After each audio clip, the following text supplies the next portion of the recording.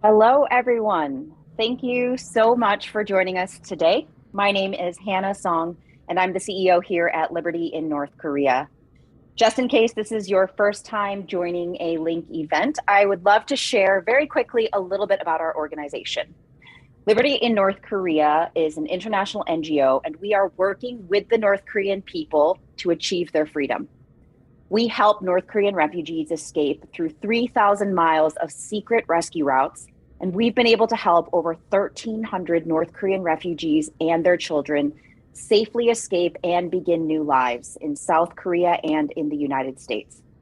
We also help build the capacity of North Korean defectors to be agents of change. We work on strategies to provide more information and technology to North Koreans who are inside the country. And we are working to mobilize an international movement of allies to stand with and support all North Korean people until we achieve liberty in North Korea. Before we get started, I wanted to just cover some basic housekeeping.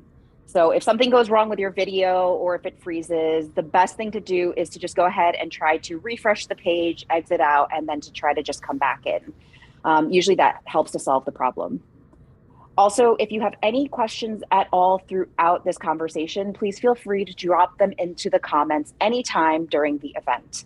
My colleagues Esther and Chelsea are in there, so they'll be chatting with all of you, and we will do our best to answer as many of your questions as we can. To start off with, we'd like to know where you're joining us from. I am currently in Southern California. Lindsey is in Taiwan, and I am sure that you all are joining us from everywhere around the world in between. And also just a reminder to please don't forget to stay until the very end, because anyone who sends in a question in the comment section, you will be entered into a raffle we're going to have, which is an opportunity to win a copy of one of Lindsey's amazing books. All right, I'm super excited and honored to have Lindsey Miller joining us today to share about her time living in North Korea. So we were really fortunate to have had an intimate discussion with her and our entire team here at Link a few months ago.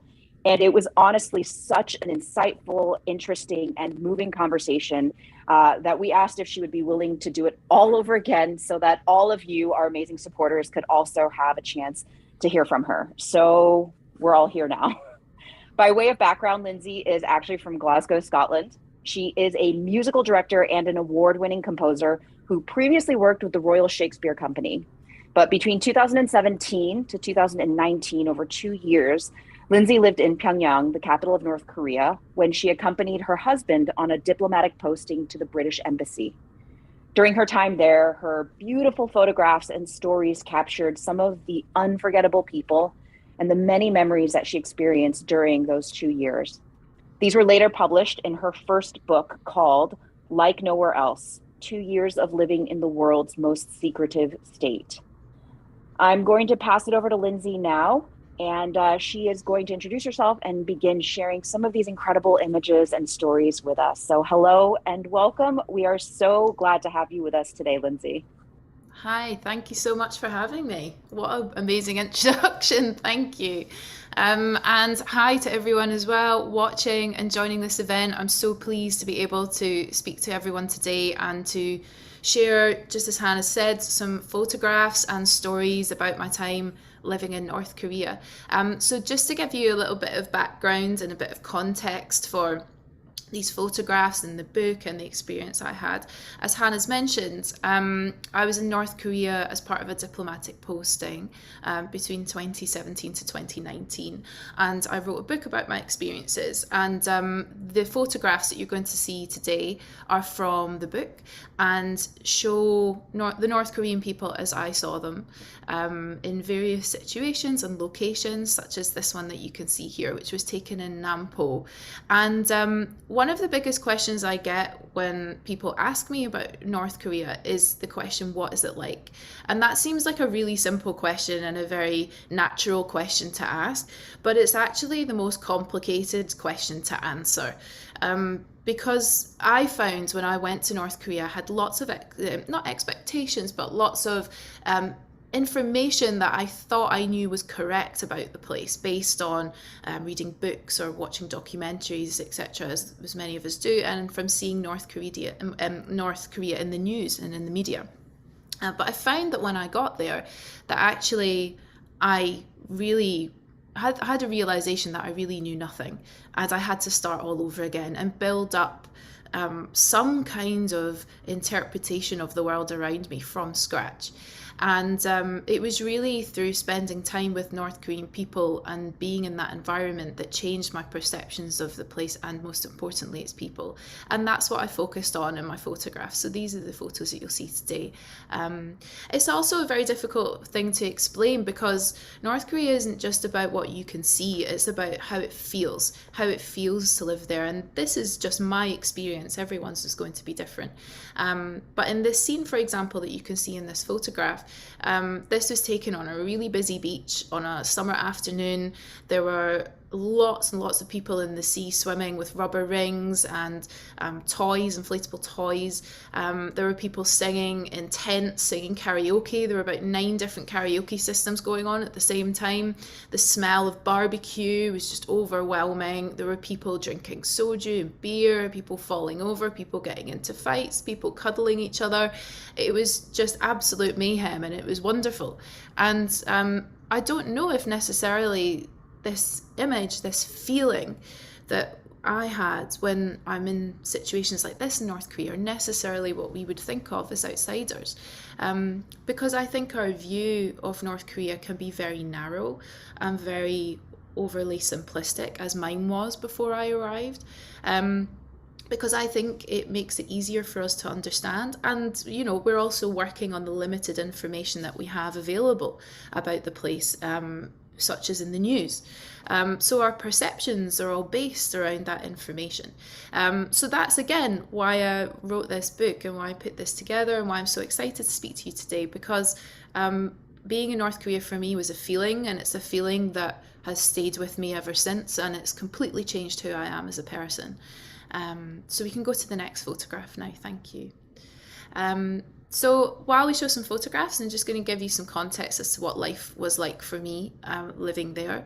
So living in North Korea for any foreigner comes with a certain number of restrictions, and I had to live with some as well. We couldn't live anywhere we wanted within the city in Pyongyang. We had to live on specific compounds that were designed to house foreigners. So I lived on the Munsudong compound, which is in the east of the city. And it meant that you felt very isolated from the rest of North Pyongyang and North Korean people. There were businesses that existed within the compound, but it was very much we had to live there, but we could leave, and we had freedoms, which I'll go into in a second, to explore the city and elsewhere in the country. In terms of taking public transport, we were allowed to drive and we were allowed to freely walk around the city. We could cycle, we could go to restaurants and to bars, we could go shopping, we could go to a Tongyo market, we could do quite a lot of things which tourists and other foreign visitors couldn't necessarily do, which was amazing, just being able to be out and among people. But there were other things we couldn't do, such as take taxis. We couldn't take buses, although there were stories of some foreigners who'd taken buses, but I always took those stories with a pinch of salt. We were able to go to places elsewhere in North Korea unaccompanied. So we could go to Nampo, such as you've seen in the previous photo. This was taken in Pyongyang. We could walk around without minders in Pyongyang. We could go to Mount Myohyang, which is a beautiful place on our own, and other places as well. But there were other places such as Sinuiju, and the further south you got in the country towards the DMZ, were very heavily guarded by military checkpoints, and so with the amount of paperwork you had to exchange to get through those checkpoints, you needed someone North Korean with you. Mobile phones were blocked as well for us, so my regular UK phone just totally did not work. My local mobile phone was also separate to a network used by local North Korean people.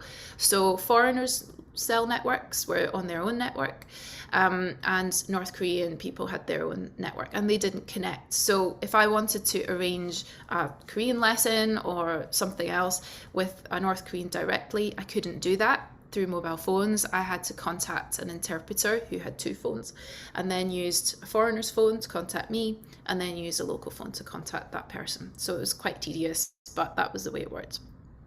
We can move to the next photo. Thank you. So the biggest challenge for me in living in North Korea was trying to understand what was real and what wasn't. And this battle between truth and illusion just totally overtook my mind and made me often feel absolutely exhausted. Because there's so many layers to what you see around you. So this is a typical house in the suburbs of Pyongyang, along the Youth Hero Highway. So that's the highway that takes you towards Nampo. And we look at images like this, and as I mentioned earlier, we've got a very set idea of what we believe North Korea, what we believe it to be. And so confirmation bias is a really powerful thing. But when you actually get up close to these buildings and you get close to people, things can change so dramatically. And that was the thing I found, the sort of tumble dryer I found myself in all the time, trying to understand what I was seeing.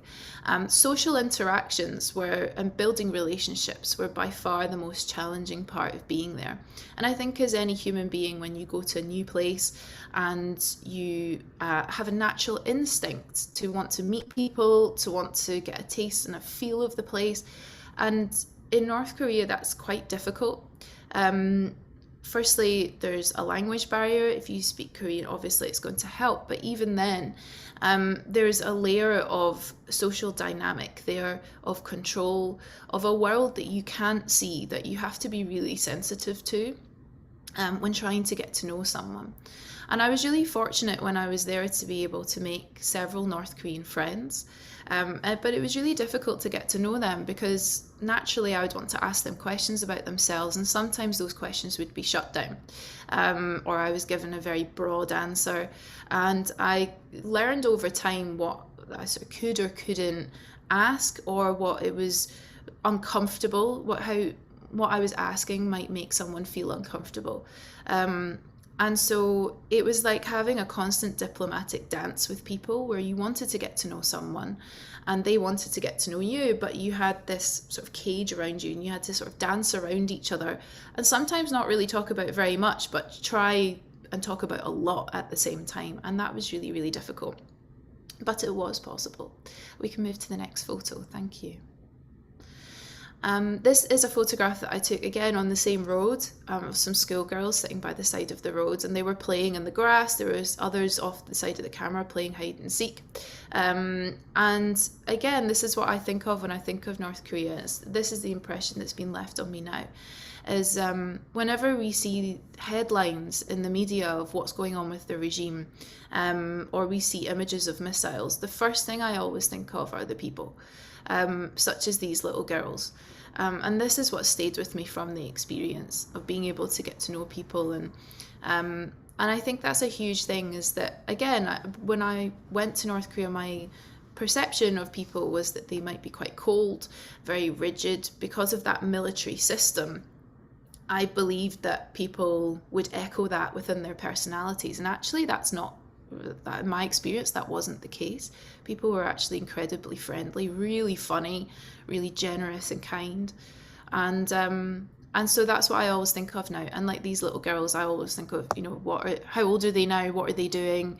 What do they want to be when they grow up? And just all of these common things that we think of elsewhere, for people elsewhere in the world, that, again, for some reason we censor and we self-censor when it comes to thinking about North Korean people. Next photo, please. Thank you. So as I mentioned, I was able to get to know a couple of people and become really close friends with them. And situations like this encouraged me to think of the headlines in a different way.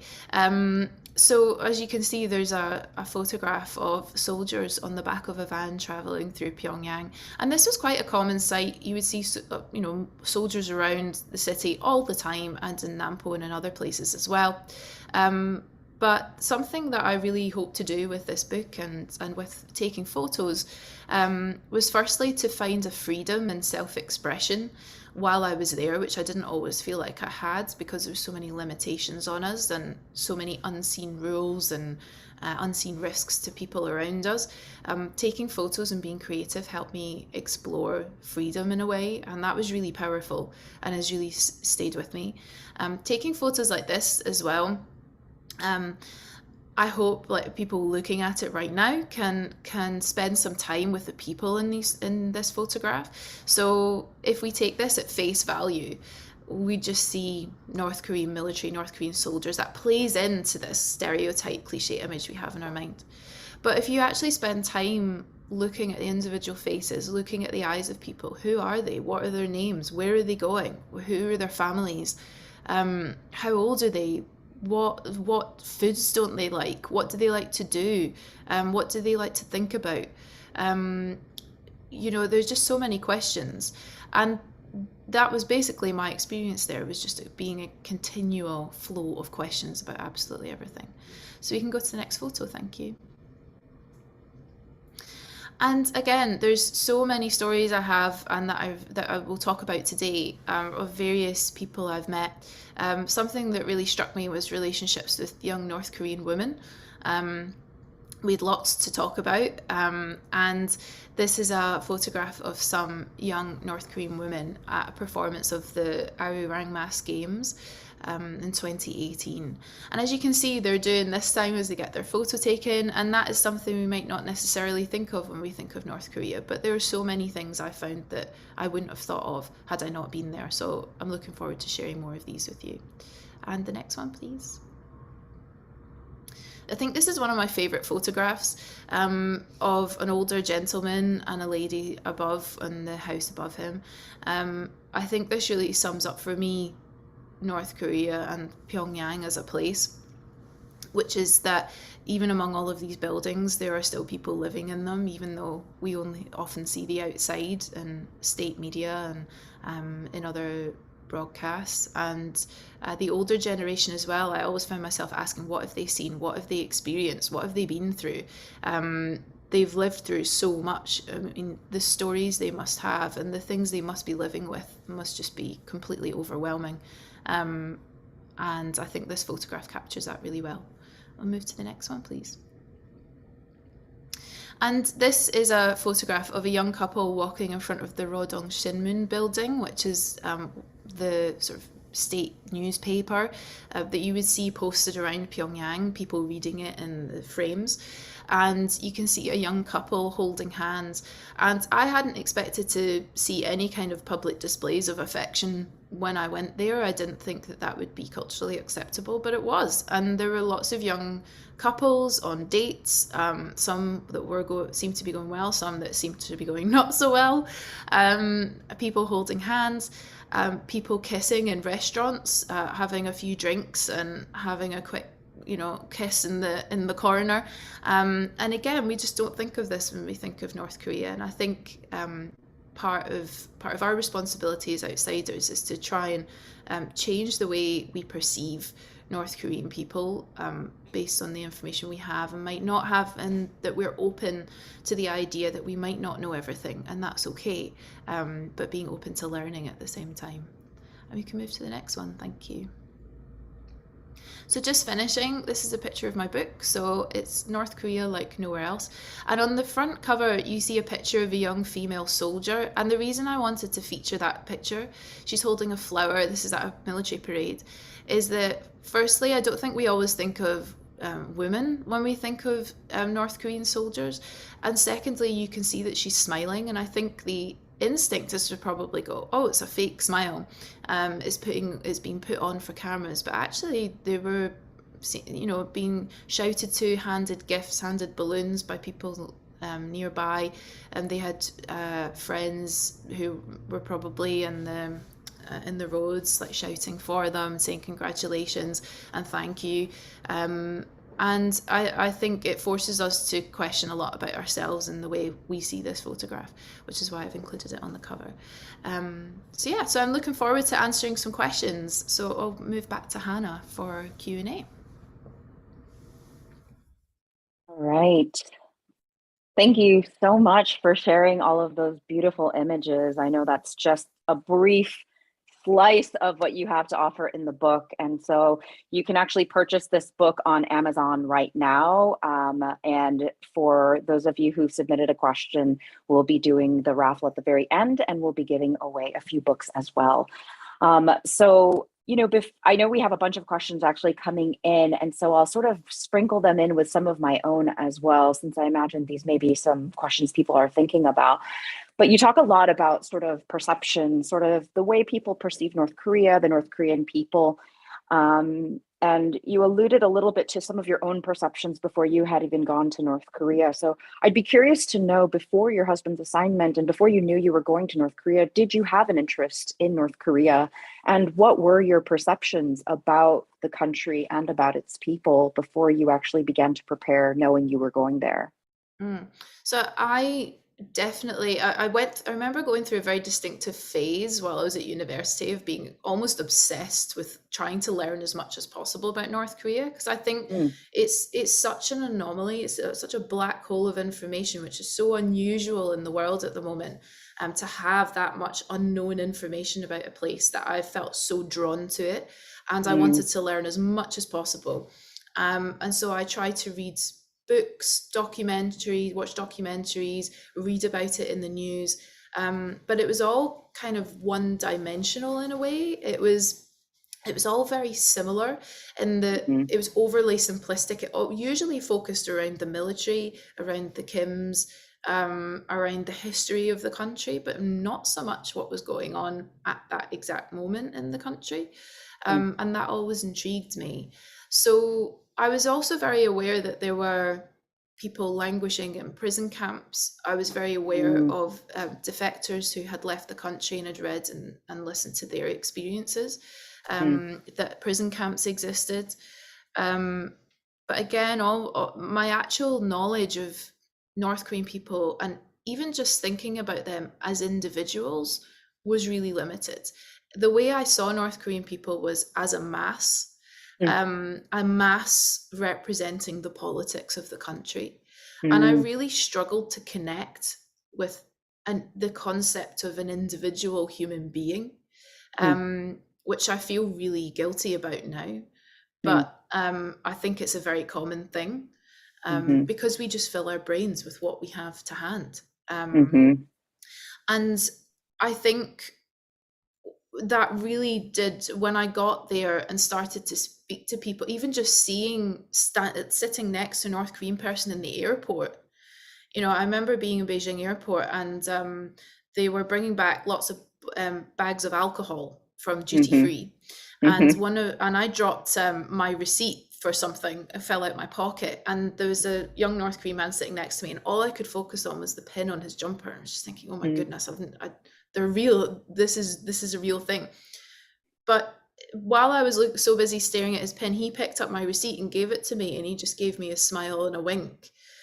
I was like, oh yeah, there's a person here, and he's really nice. And I said thank you, and he sort of pointed to the alcohol he had in his bag, and he sort of gave me like a like a thumbs up, like look what I've got. Um, and it just, that whole experience is like summarizes it. Is it just, you go from having your perceptions being quite set to just being completely dashed. mm, And that was really exciting and overwhelming. mm, mm. That's so interesting. And I do agree. I'm sure that many people have a similar perception and oftentimes think about North Korea or the North Korean people as a sort of monolith. Mm. And it's difficult not to, because so few people ever have an opportunity to actually engage directly with a North Korean person, or to hear sort of a personal story or develop a relationship on a personal level. So I Mm. think that's why some of the stories that you've shared um, in your book, and also in our conversations, have been so moving. Can you share about a particular relationship or somebody that you met in North Korea that really just stands out to you? Something, maybe it was one of the first people that you met, or somebody that you became very close with. Yeah, there's just so many people. Someone who's a really good friend. There was an older man, called Mr. Ru, who I speak about very briefly in the book, and he was nearing retirement. and we would have some really interesting conversations. He spoke very minimal English. My Korean isn't great, so we had to kind of like meet in the middle. Um, but he would talk a lot about how he wasn't looking forward to retiring. Mm, He didn't enjoy living in Pyongyang. He wanted to live mm, in the country.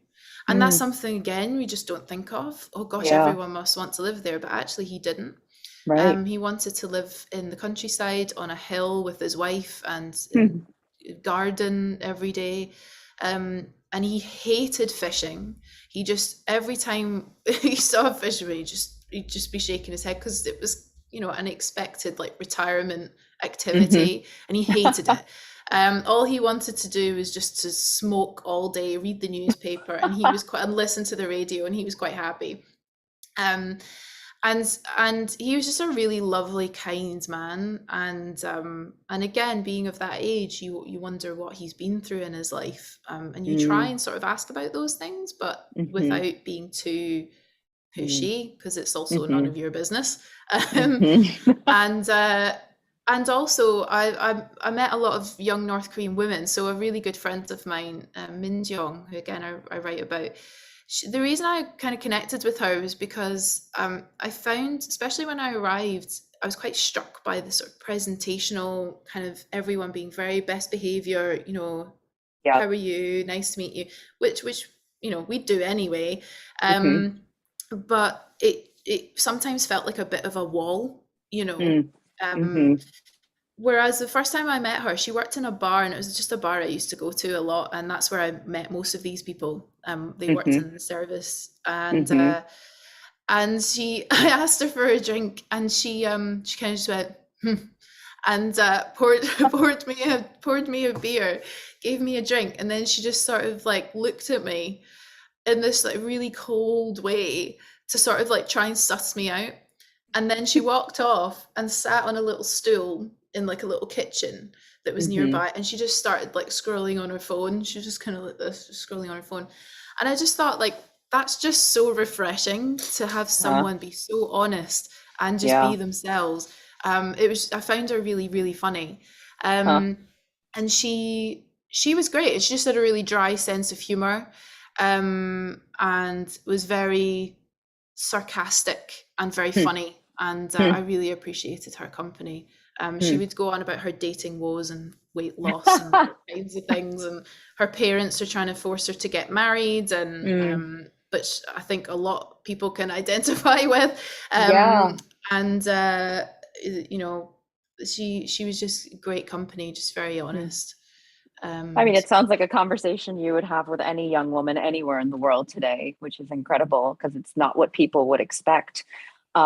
One of the questions that someone has asked here, Max had asked, were you scared to talk to North Korean people in too much detail because you were afraid perhaps they could get in trouble if they revealed too much or if you revealed too much? And so it begs the question of really how constrained did you feel when you were trying to build these relationships, really meeting with people? Were you very cautious about what you said? Did you find people to be very cautious about what they shared? You mentioned before about constantly feeling like there was this barrier that was very difficult to breach. And so what were those conversations even like? yeah, I mean, absolutely, I felt that way. And because I think you're very aware of this world that you can't see. Mm-hmm. You have absolutely no idea if the person you're speaking to has had their house searched that day, if they have family members who are in danger, if they themselves are Mm-hmm. in danger about something. You also have no idea what their whole job is. So Mm-hmm. I kind of accepted the fact that probably a lot of North Koreans would have to say, like, tell someone about the conversations we had, because Mm, we know that they have to do that to each other. So right. why wouldn't it include foreigners? Um, so you're very aware of that. I think the first thing I always thought of was, how would I like to be spoken to if someone's getting Mm, to know me? Because I think a lot of foreigners, particularly, would go in and try and be the first person to tell a North Korean about the outside world, like Facebook or what mm, Amazon is or what the free internet is. And actually, Min Jeong, who was just spoke about, she told a guy to shut up when he started going on about the free internet. She was like, I know what it is. She had experience around foreigners. Right. And she's like, I know what that is. I don't need, like, stop Mm-hmm. trying to like make me a case, to Yeah. like try and um make me more aware of the outside world when I already know about it. Hmm. Um so yeah, there was always that level of concern that what you might ask might Yep. be putting someone at risk. And I Mm-hmm. think just the same, it's just a human instinct to just try and be understanding and try Mm-hmm. and dance around it as much as possible. But it didn't mean there weren't opportunities when you could have honest, semi-honest conversations. And sometimes people would drop things in. Like I Mm-hmm. remember she came to watch me run the 10K in Mm-hmm. 2018, and she said, "Oh, I'll come cheer you on." And I looked for her. She told me where she was going to be, and Mm-hmm. a group of mutual kind of foreign friends were standing in front. And I said, "Oh, why didn't you go say hi?" And she said, "Oh, I too much security." Mm-hmm. Um, so there would be little things like that, very subtle things, Mm-hmm. that confirm to you that you're right in thinking about those things because they are very Mm-hmm. real. Um, but yeah, you did have to be cautious, and that's how you realize how much you take for granted just being able to have conversations like this. How easy it is to just be able to talk Yeah. when you go somewhere where you just are constantly second guessing Right. everything. It's Hmm. exhausting. And then you think, well, I've got nothing to feel exhausted about. I can Yeah. leave anytime I want. I have the Mm. privilege to be able to go, and I know what it's like to not live like that. Imagine what that Right. must be like every single day. I just Right. can't get my head around that. Yeah, I mean, I think to that point as well, it's interesting because we assume that they probably have to report conversations or will share the things that they're talking about. Sammy asked the question about wanting to know more about in these relationships that you're forming. If you felt like your North Korean friends were more likely to actually be more open and honest with you because you were a foreigner, or was it far less? So, in a way, did they have a reverse expectation that you would potentially report back, or that they could potentially get in trouble for some of the things that they may want to share with you? Oh, totally. I would always assume that. I think it was always better to assume that was the case than not. Mm-hmm. Mm-hmm. Um, and probably the same for them because, you're trying. I assumed it was a place where you have to survive. You have to find your Mm-hmm. place within it and do what you need to do to keep yourself out of trouble Mm. as much as possible. And particularly in situations with a foreigner, that was very difficult because in conversations you can't always control them, Mm. especially with someone you don't know.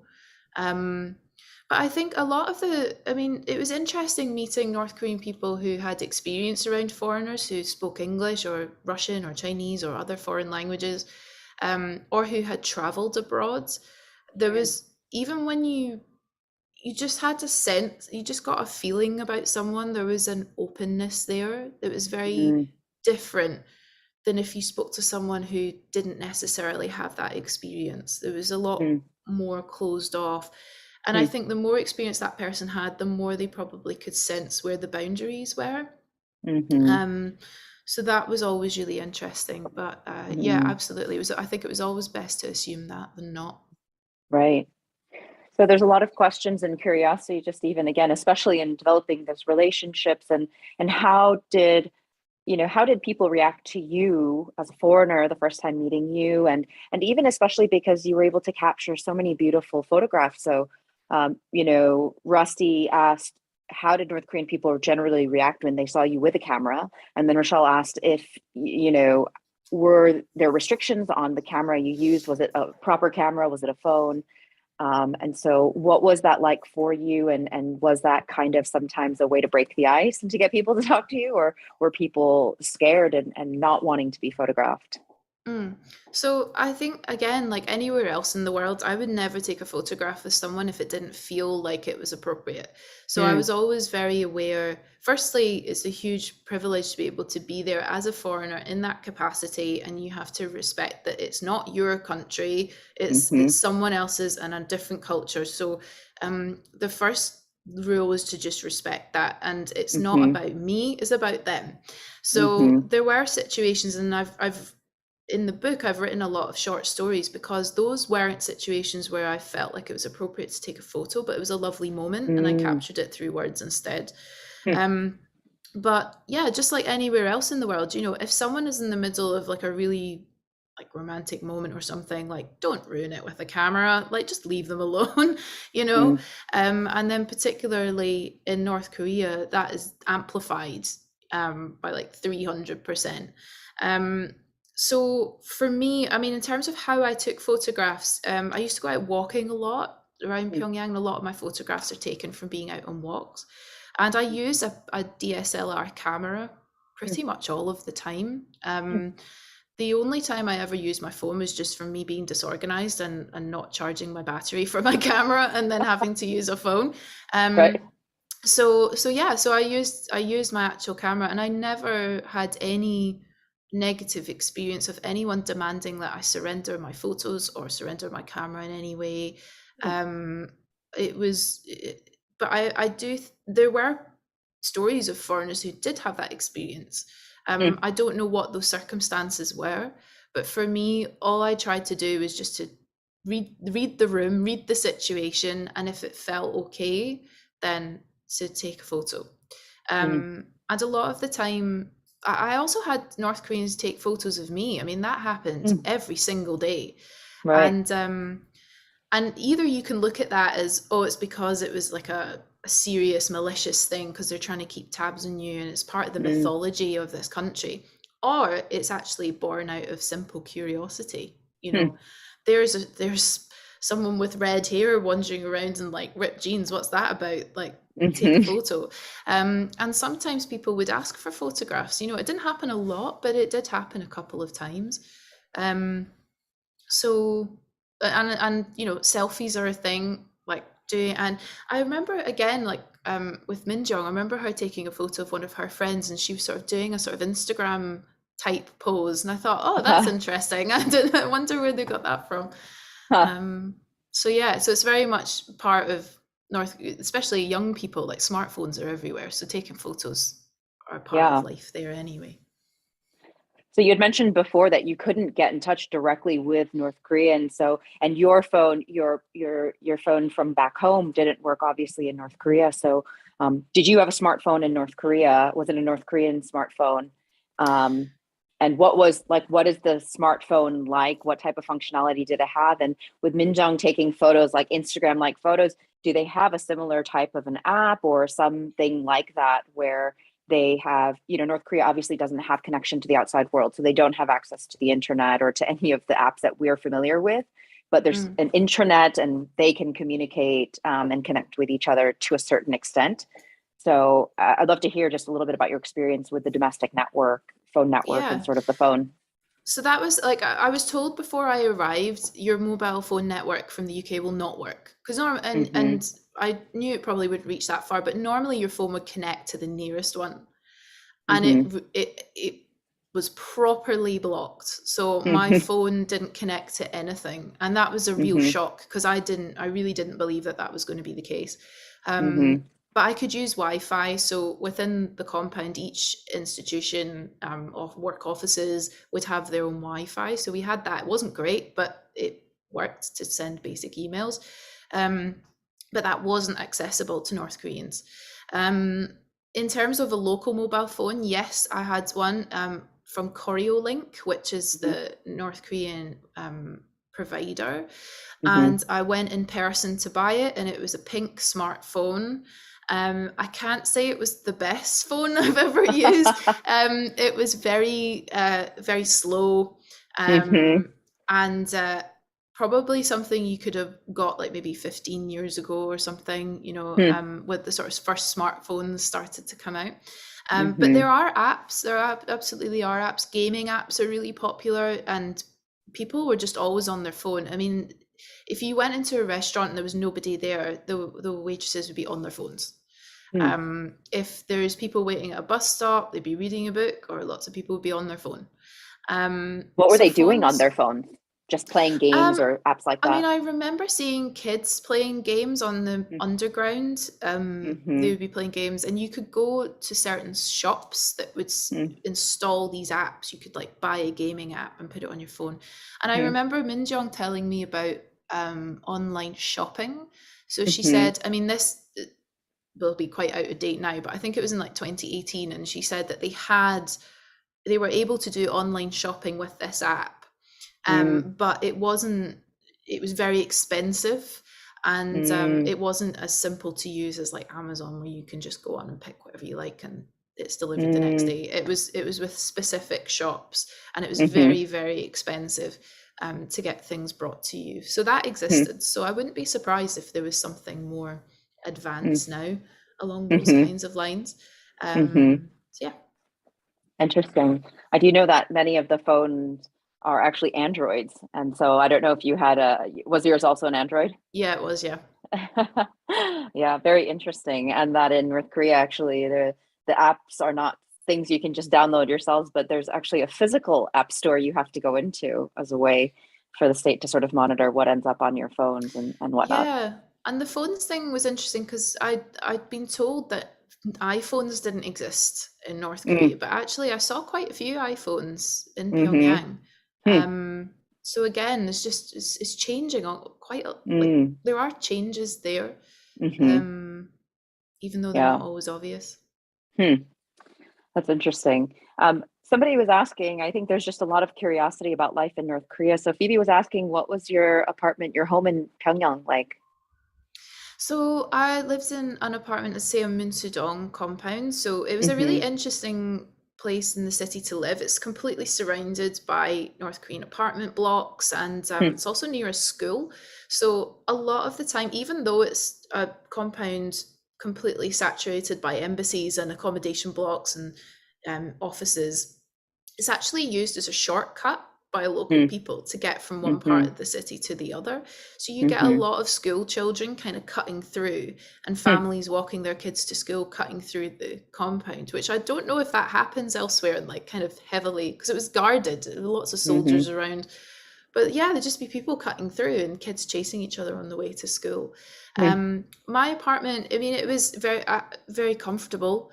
And something I remember, we faced like our kitchen faced out towards um, a North Korean apartment block, and I always remember, particularly in winter at night, I'd see the lights on in various rooms, and try and sort of see. You could see like silhouettes of people inside their apartments, and just wondering how life was like for them, because we had heating, we had central Mm-hmm. heating, and would wonder, is that going to be the same case with the people living in those apartments? Hmm. But for us, it was comfortable. Hmm. Um, I I would love to know sort of what inspired you to publish this book. And, Rachel also asked, do you find that sharing photos are, one of the most effective ways to humanize people? Yeah, I think so. I think photographs are really powerful. I think with North Korea in general, you tell stories about the place and people go, "Really? That can't be true." Mm-hmm. Or and there are so many things that there are just people there living their lives. There Yeah. are women like hanging out laundry. There are people taking their kids to school. There's blokes standing at a bus stop moaning about their boss. You know, these are all like simple everyday things that still happen there. Mm-hmm. And I think with photographs, they're really powerful because they capture a single moment, and you can really spend time in that moment, and you can spend time with the people in that moment. Hmm. Um, and that's one of the reasons I wanted to use photographs in this, to help tell that story. And I've used words as well, and I've written a lot about it. Mm. Um, but I think it's really important to be able to see faces.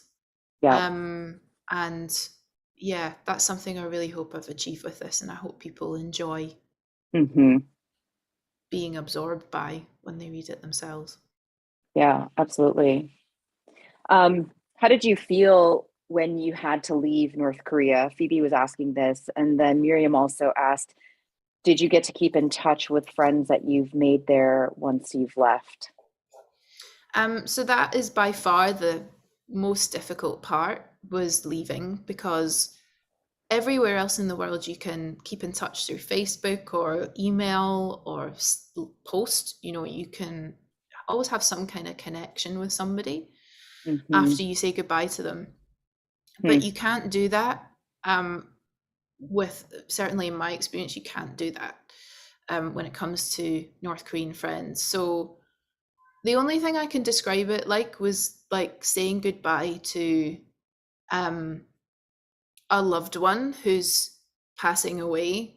But when you say goodbye to someone like that, there's a definite end. But when you say goodbye to your friends, you know that they're still there. Um, you know that they're still there, and they still get up in the morning and they eat their breakfast and they go about their day, and you can't check in with them and ask them if they're okay. Um, so there's really no way of doing that. So you Mm-hmm. just, and again, like, I always feel very guilty about the pain I feel about that, because Mm-hmm. I can't imagine what that must be like for North Korean people who leave their families, Yeah. and Yeah. I can't get my head around how that's just such a huge thing. How do you live your life not knowing? That's unbelievably amount of strength it takes to endure that is just phenomenal. So that is absolutely by far the hardest thing. Um, yeah. Mm-hmm. Yeah. I think that that kind of finality is something that I don't think you can ever be prepared for. And it is absolutely, I can only imagine, like, I feel your heartache. And the same thing when we talk to our North Korean friends, that I could never imagine what it would be like to even have to make the decision to leave, because you don't know if you will ever see your family and friends again, or you don't know if you'll ever even speak to them again. And so, all the more, I think you touch on such a powerful point there, is that there is nowhere else in the world that is like that today. Nowhere. And as absurd as this might sound for me, when I watched, there's a South Korean drama called Crash Landing on You. Oh yeah. And there is a scene where they're literally standing there, and it's just the ridiculousness of this border, and just the fact that on one side, you literally don't know if you could ever communicate again with that person or know how they're doing. Um, I just find that so hard to, just so difficult to fathom. Yeah. And so I really appreciate you sharing that. Um, and I can't imagine how challenging it must have been to say goodbye to your friends. To think about that, I'm sure you continue to think about them, I'm sure, regularly. Yeah. Every day. Um, uh, Eunice asked that, you had mentioned earlier that this experience changed you. Can you talk a little bit about what does that mean? How did your time in North Korea change you? Mm. It's changed me in lots of ways. I mean, it has. Um, I mean, every single day I felt I'd taken every single freedom I had for granted. Mm. Everything. Hmm. And as I mentioned earlier, just being able to talk like this, just being able Mhm. to have a real, just open connection with someone. Mm. I just never ever appreciated how I could Mm. just do that with anyone. Mm. Um, I I must say, like, when I came back, I felt really. I remember feeling just angry Mm. all the time, and Mm. I used to just crack at everything, um, at the pettiness of Mm. life. Mm. I'd see people get angry about someone's jumped in the queue for a coffee, Mm. or bashed into their arm while on the subway. It's like, what? Like, that does not matter. It just, Mhm. like, all I'm thinking about is, like, everything that's just happened over the last 2 years. and these people and this whole experience, and and you're moaning about how your coffee's not hot enough. I'm not to say that there are not like relative issues there, but things like that really aren't that Hmm. important. Yeah. um and it has completely given me a different perspective on those kinds of situations. um and it's changed. Even most recently, you see North Korea in the news, and every time I see it pop up, like, all I think about is the people there. And Mhm. in the most recent missile test, for example, I'm too busy watching the houses in the background going, did someone see that? Like, what are they talking about that morning? Is it part of their conversation that day? um so it's changed me in that way as well, and I really hope other people get to experience that as well through listening to this today, and um might be able to experience that as well as when they read the book. Mm. Yeah, I guess the maybe the last question here then is really, um, what do you wish that your book, how do you wish that your book would change the way people view North Korea, think about it, or maybe help them to better understand North Korea? And or what do you wish people knew about North Korea? Mm. So I really wanted to create something that allowed people to feel what it's like what it was like for me, like to feel that, um and throw themselves into it and experience that as well, by knowing what it smells like on a Tuesday afternoon on Murray Street, to what it sounds like at a bus stop, Mm, on Rumyong Street. And that was the biggest thing, and to really focus on people. mhm, um And if there were any mentions of military, and I talk about, going to military parades and other interactions I've had, military personnel, like mm, soldiers and so on. um, but that there's a person, there's a person behind a uniform, mm, and it is possible to get to know a little bit about people. mm, Um, I think, it's a really, really simple thing. North Korean people are people. mm, Just as you sit, we all sit here and we're watching this, as real as your laptop or your device is in front of you, as real as the skin on your body is right now, mm, you could be sitting here listening to a North Korean person, or you could be sitting talking to someone. It would feel real because they are real. And again, it mhm, just sounds so cliche to say, but I think it's really important. And I think it's mhm, important that we see them as, and value them as individuals, because mm, that's what propaganda doesn't want us to do. It doesn't want us to see mm, the individual, but we can choose. We are privileged to be able to choose how we see people. And mm, those people have hopes, they have dreams, they have likes and dislikes. mm, They have things they like to moan about, and they have things they like to joke about, and they have such a huge range of life experiences as human beings. and mhm, um, and it's up to us to take the responsibility to value them, be open to them, and consider them not as an abstract idea, mm, but as real people. and mm, um, and that place still exists, even when we're not thinking about it, even when it's not in the headlines. It's still there. There's someone right now, as I say, hanging up their washing, or putting a baby to bed, or thinking about what they need to do the next day, or worried about something. um, and that's what I really hope this book helps, in a very small way, helps bring us closer together. mm. That's so beautifully put. Um, I can't thank you enough just for taking the time again to talk to us, to share these beautiful images. We are so grateful for this book that you have spent the time putting together these beautiful memories and images to share with the world, and really just to offer such a different perspective about a place that so many people I think have truly written off, have forgotten, or have really simplified down to a nuclear, a security situation, oftentimes forgetting there are 25 million North Korean people who live in this country. And exactly the way you've just portrayed, they are just people.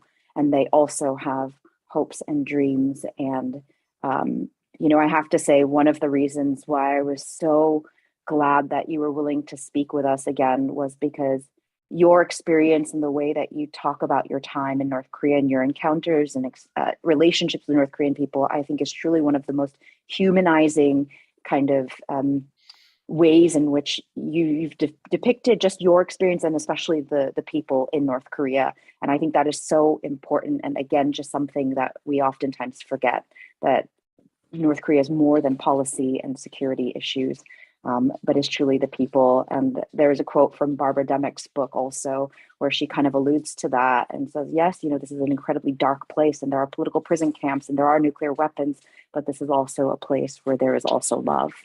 And so Absolutely. thank you again so much just for being with us, for sharing your incredible experiences. There's so much more. I wish we had hours, and I think everybody would stay on to hear your stories. And so I hope that we can do this again. I can't wait. I hope that we can invite you in person and we can do an in-person event. But thank you again so much for joining us, and for everybody who has joined us here on this live stream or that may be watching this recording after the fact. Thank you for listening to these stories.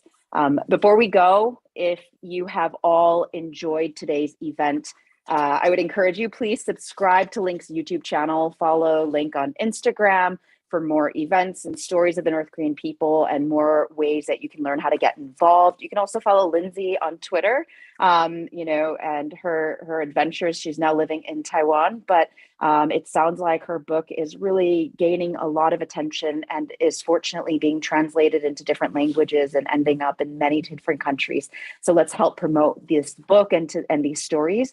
And before we wrap up, I want to announce the very lucky raffle winners. There will be two of you who will be winning a copy of this incredible book. So our raffle winners are Christopher Conway and Phoebe Caroline. So congratulations. Please check out the directions in the chat below to receive your book. And I want to just thank you again so much for joining us, everyone. And thank you so much again, Lindsey, for being here with us. We hope to Thank see you. you guys all soon.